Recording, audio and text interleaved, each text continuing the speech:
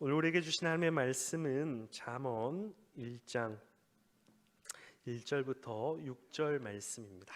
잠언 1장 1절부터 6절 말씀입니다.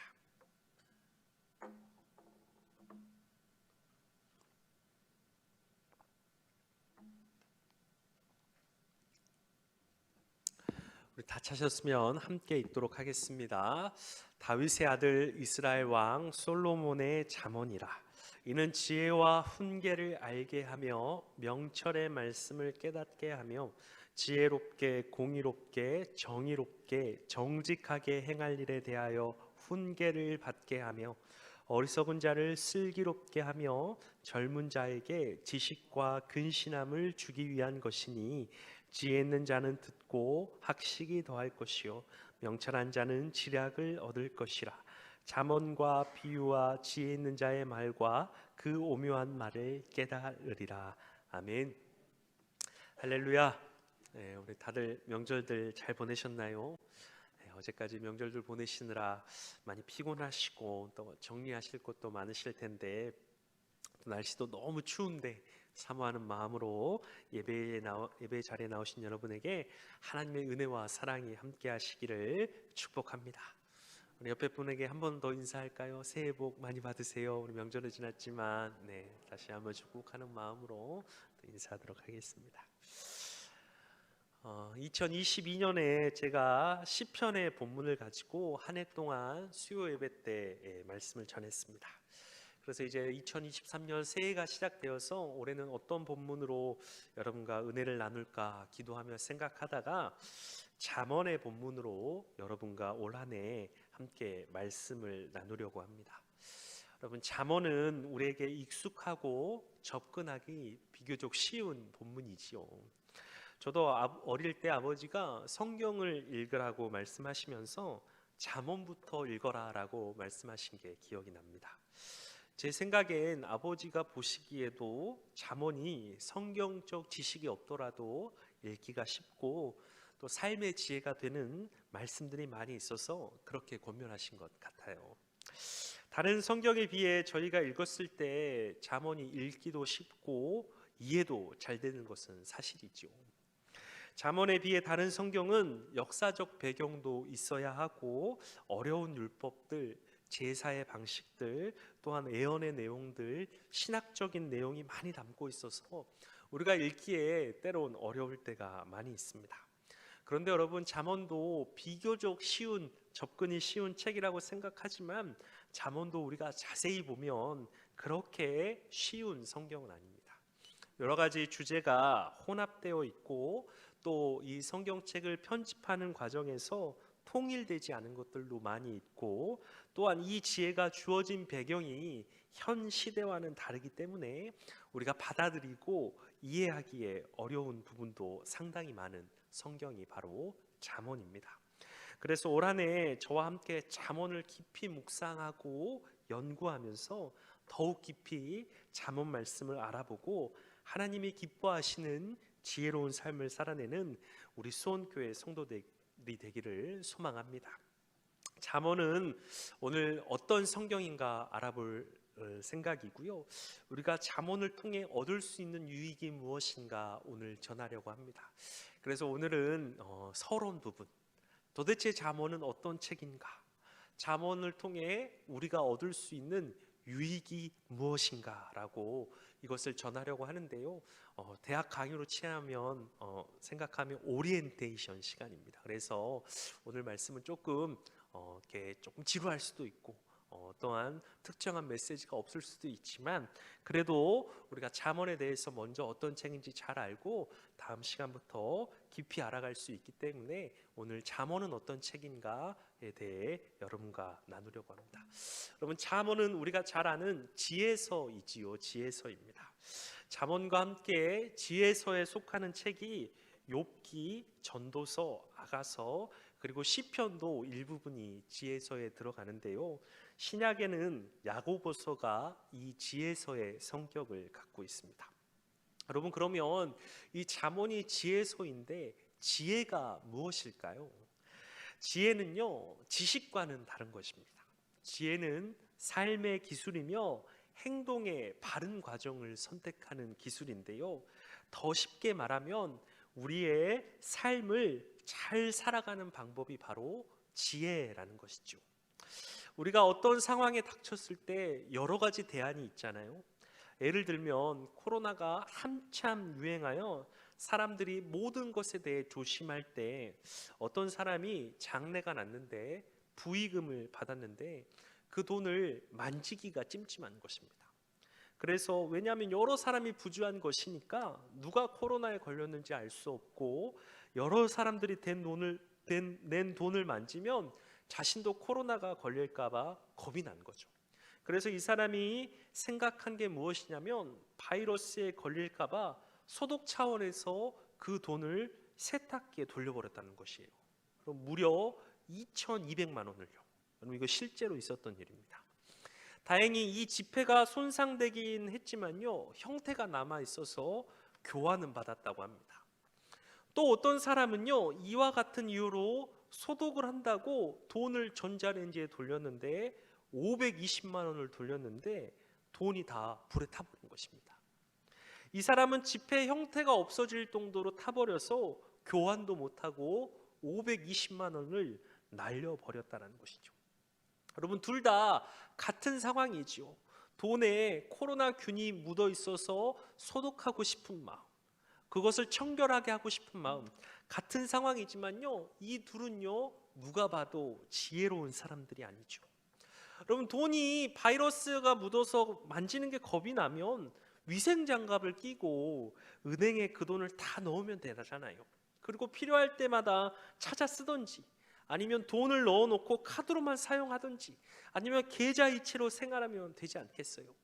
여러분 이게 세탁기와 전자레인지에 돈을 넣는 것보다 훨씬 더 지혜로운 판단이라는 것입니다. 이처럼 우리가 인생을 살아갈 때 어떤 상황이 우리에게 찾아오게 되면 그 상황에 따라 행동할 수 있는 여러 가지의 방법 중에 가장 좋은 것을 선택하는 것, 이것을 바로 지혜라고 이야기합니다. 그래서 잠언에는요 동물들을 지혜롭다라고 이야기합니다. 동물의 세계는요 약육강식의 세계잖아요.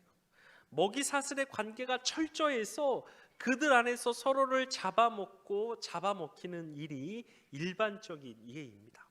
여러분 우리가 그런데 생각해 보면 동물들이 서로를 잡아먹으면요 가장 힘이 없고 연약한 동물은 멸종을 당하거나 사라져야 정상인데 그렇지 않다라는 것이죠.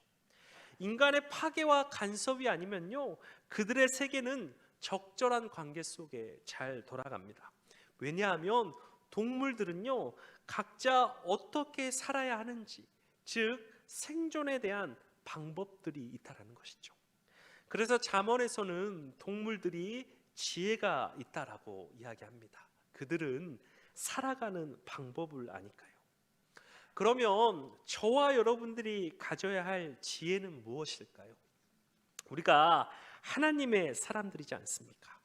세상 사람들과는 다른 가치와 기준의 방법을 가지고 살아가는데요, 우리 그리스도인들이 세상을 살아가는 방법, 그리스도인으로서 세상 가운데 정체성을 나타낼 수 있는 삶을 살아내는 것이 바로 우리가 가져야 할 지혜인데, 이 지혜를 담은 책이 바로 잠언이라는 것입니다.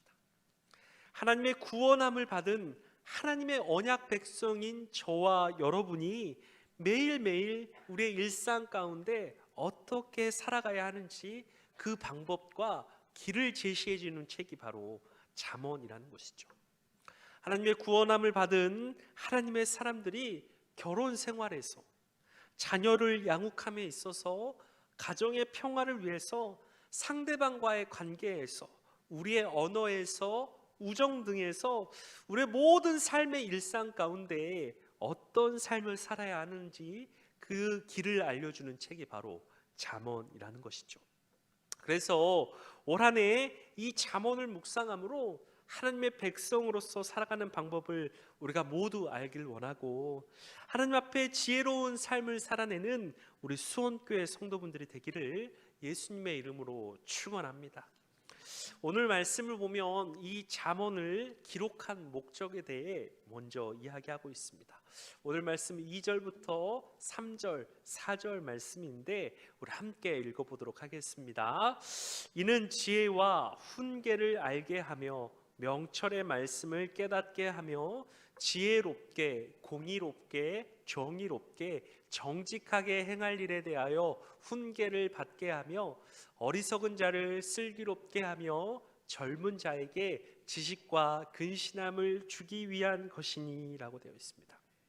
여러분, 이것이 잠언이 우리에게 주어진 목적이라는 것이죠. 근데 여러분, 이 2절부터 4절 말씀을 보면요, 네 가지의 동사로 잠언을 기록한 목적을 이야기하고 있습니다. 첫 번째는요, 알게 하기 위해서 이 잠언을 기록했고요. 두 번째는 깨닫게 하기 위해서 잠언을 기록했고, 세 번째는 받게 하고, 마지막으로 주기 위하여 잠언을 기록했다라는 것입니다. 그러면 우리가 무엇을 알아야 하고, 또 무엇을 깨달아야 하고, 또 무엇을 받아야 하고, 무엇이 우리에게 주어지기 위한 것인지 말씀을 살펴보도록 하겠습니다. 먼저 지혜와 훈계를 알기 위함입니다. 여러분, 지혜는 우리가 방금까지 나누어서 무엇인지 잘 아실 테고, 훈계를 알게 하기 위함이 무엇인지 우리가 나눠볼 텐데요. 여러분, 훈계가 우리가 어떻게 이해하면 좋냐면, 훈계는 우리가 잘 아는 뜻인 징계와 동일한 의미를 가지고 있습니다. 우리가 아이들을 생각하면 이해가 쉬운 것 같습니다. 우리가 아이가 잘 성장하기 위해서 하는 것이 바로 훈계인 것이죠. 아이가 나쁜 행동을 하면 그 행동에 대해 책망과 징계하며 잘못된 행동을 바로 잡아주지 않습니까? 마찬가지로 잠언이 저와 여러분에게 이런 훈계의 역할을 해주는 것입니다. 내가 하나님을 믿고 이제 하나님의 사람으로 살기로 결단했는데, 하나님의 사람은 어떻게 삶 속에서 행동해야 되지를 이 잠언을 통해 우리가 알게 되는 것이고, 또 내가 하나님의 사람으로서 하지 말아야 할 행동들, 하나님의 사람으로서 멀리해야 하는 모습들을 우리 삶에 가지고 있다면 이 잠언을 통해 훈계를 받고 삶을 변화시켜 가는 것입니다. 두 번째는 명철의 말씀을 깨닫기 위해서 우리가 잠언을 읽어야 합니다. 여러분, 명철은 어떤 의미를 가지고 있냐면, 보통 지혜와 명철을 함께 많이 쓰는데 이 둘은 비슷한 의미를 가지고 있으면서도 다른데요, 우리가 갖게 된 지혜를 잘 이해해주게 하는 능력, 잘 분별하게 해주고 잘 적용하게 해주는 능력을 명철이라고 이해하면 좋을 것 같습니다. 예를 들면 잠언에 언어에 관한 가르침이 많이 있습니다. 어떤 구절에서는 말을 통해 슬픈 자들을 위로하라라는 가르침이 있는가 반면에, 또 어떤 구절에서는 말을 하지 않는 침묵이 지혜로운 일이다라는 그런 본문도 있다라는 것이죠. 경우에 합당한 언어가 너무 중요한 것은 우리가 잘 알고 있습니다.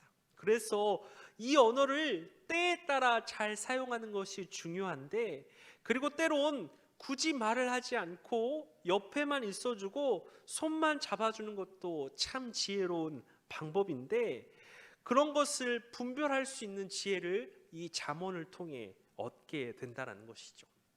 가장 좋은 애가 욥의 세 친구들인 것 같습니다. 여러분, 욥의 세 친구들이 욥이 고난을 당했을 때 욥에게 와서 슬픔과 고난을 당한 욥의 곁에서 여러분 무려 7일 동안이나 같이 울어줍니다. 그리고 욥이 너무 고통스러우니까 그 7일 동안 그에게 한마디도 하지 않고 그냥 그 세 친구들이 묵묵히 옆에서 7일 동안을 울어주었다는 것이죠. 여러분, 이 행동은요, 하나님의 사람으로서 너무나도 지혜로운 모습인 것이죠. 슬픔을 당한 친구를 외면하지 않고 그 슬픔을 함께 나누는 행동은 당연한 것이잖아요. 하나님도 우리에게 분명 우는 자와 함께 울라라고 말씀하시며 슬픔을 나눌 것을 명령하셨습니다. 그래서 이들이 이 시작은요, 아주 지혜롭게 행동을 하였어요. 그래서 하나님이 주신 지혜를 가지고 하나님이 주신 방법에 따라 욥의 곁에서 그 슬픔을 위로하며 지혜롭게 행동하였는데, 그 다음 단계에서는 이들이 지혜를 잃어버립니다.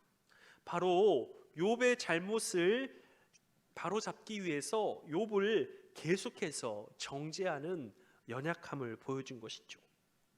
욥, 네가 하나님한테 뭔가 잘못을 했기 때문에 이런 비극적인 일이 발생한 거야. 그러니까 하나님께 회개해라는 이 말을요 계속해서 욥에게 합니다. 네가 죄를 짓지 않고서 하나님이 너에게 이런 시련을 주실 수 없다는 것이죠. 여러분, 이런 가슴 아픈 이야기를 셋이서 돌아가면서 계속 욥에게 하는 것이죠. 여러분, 이것이 설령 사실일지라도 재산이 다 날아가고 자식들이 모두 죽고 자신의 몸에는 죽을 병이 생기고 아내는 자신을 저주하며 떠나간 자에게 할 말은 아니라는 것이죠. 인생의 최악의 시간을 보내고 있는 사람에게 이것은 할 이야기가 아니라는 것입니다. 그런데 여러분, 이 친구들이 욥에게 한 이야기는요 어떻게 보면 지혜로운 이야기일 수 있습니다. 우리의 모든 문제는 하나님의 주권 아래에 있는 것이기에 욥에게 찾아온 비극이 하나님과의 관계에서 살펴보는 것, 이것이 시작이 되는 것은요 지혜로운 행동일 수 있다는 것이죠. 그런데 아무리 지혜로운 방법일지라도 듣는 자가 준비되어 있지 않고 듣는 이의 마음을 공감하지 못한 조언이었기에, 그런 지혜였기에 그것이 오히려 독이 되어버린 것이죠. 안 그래도 힘들고 아픈 욥에게 더 큰 상처를 주었고 돈독했던 이들의 관계가 완전히 깨져버리게 된 것입니다. 욥의 세 친구들은요 지혜는 있었으나 그 지혜를 잘 분별하고 적용하는 명철이 부족했던 것이죠. 여러분, 저와 여러분도 마찬가지입니다. 여러분, 우리가 아무리 지혜로운 길을 많이 안다고 해도 그것을 잘 이해하고 적용하는 능력이 없다면 우리가 흔히 이야기하는 돼지 목에 걸린 진주가 되어버릴 수밖에 없다는 것입니다. 그래서 우리는 이 잠언을 통해 얻게 된 지혜를 우리 삶에 잘 분별하고 적용하는 능력을 얻을 수 있게 되는 것입니다. 잠언의 세 번째 목적은 지혜롭고 공의롭고 정의롭고 정직하게 행하도록 훈계를 받기 위해서입니다.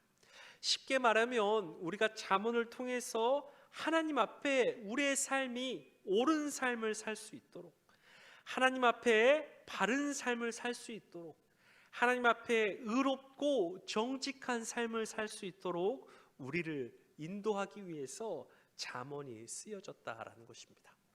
마지막으로 잠언을 통해 얻게 되는 네 번째 유익은 어리석은 자를 슬기롭게 하며 젊은 자에게 지식과 분별력을 주기 위한 것입니다.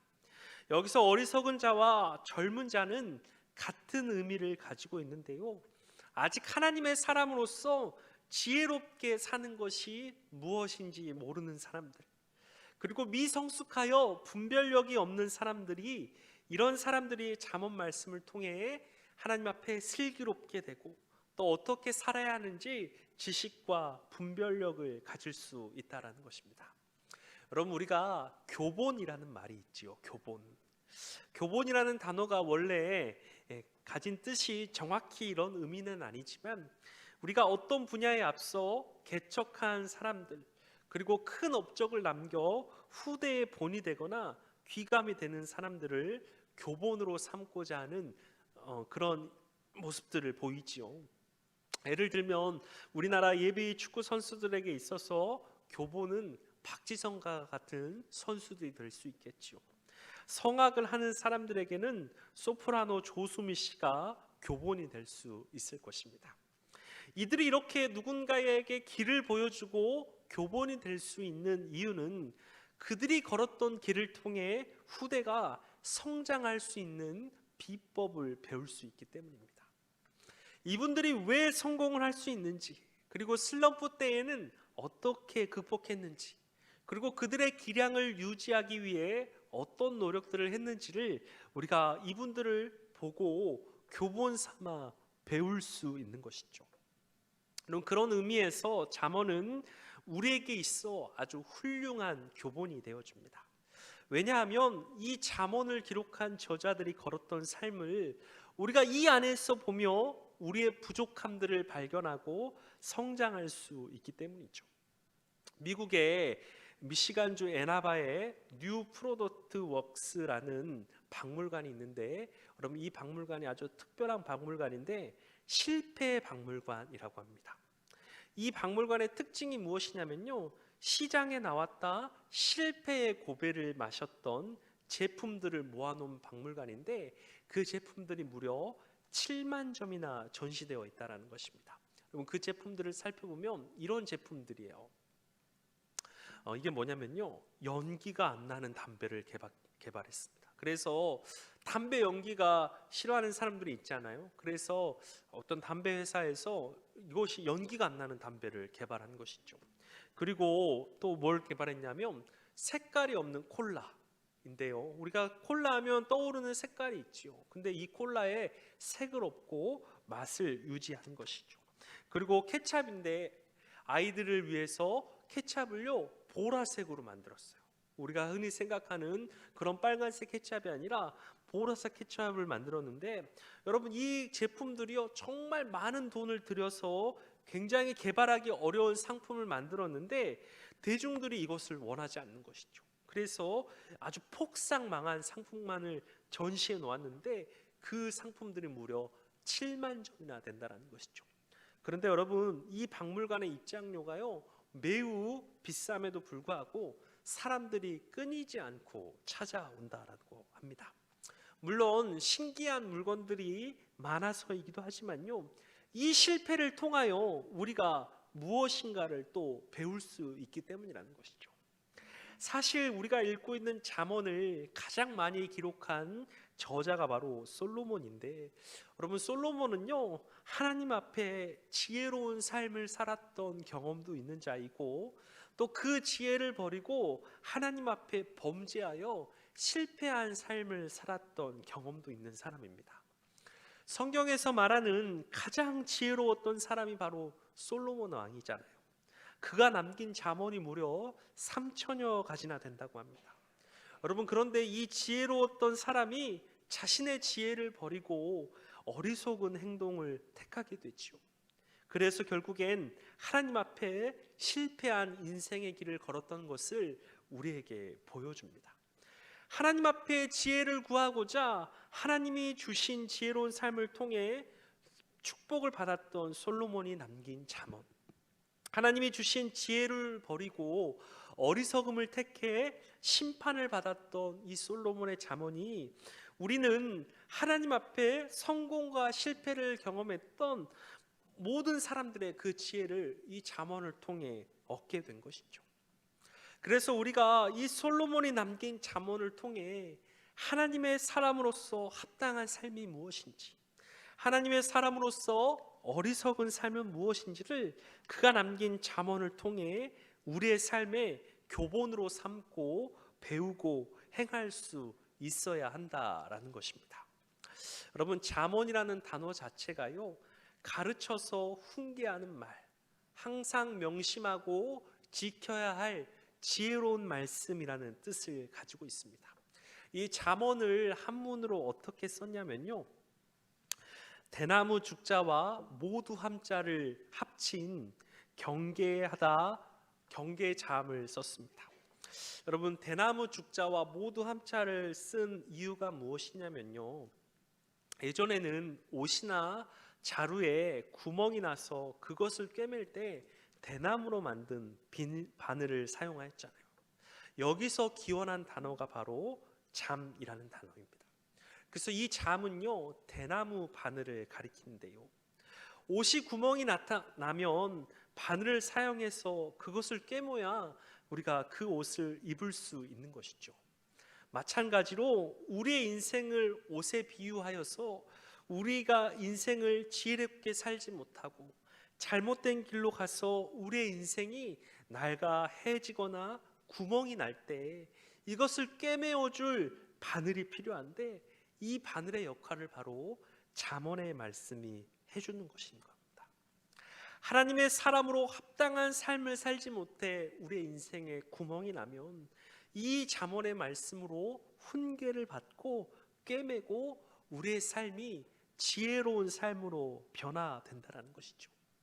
사랑하는 여러분, 오늘 우리가 잠언이라는 성경이 어떤 책이고 우리가 이 잠언을 통해 얻게 되는 유익에 대해서 나눴습니다. 올 한해 우리 교회 표인 경우에 합당한 말은 아로새긴 은장반의 금사관이라라는, 여러분 이 삶을 살아내려면 무엇보다 하나님의 사람으로 살아갈 지혜가 우리에게 있어야 한다라고 생각됩니다.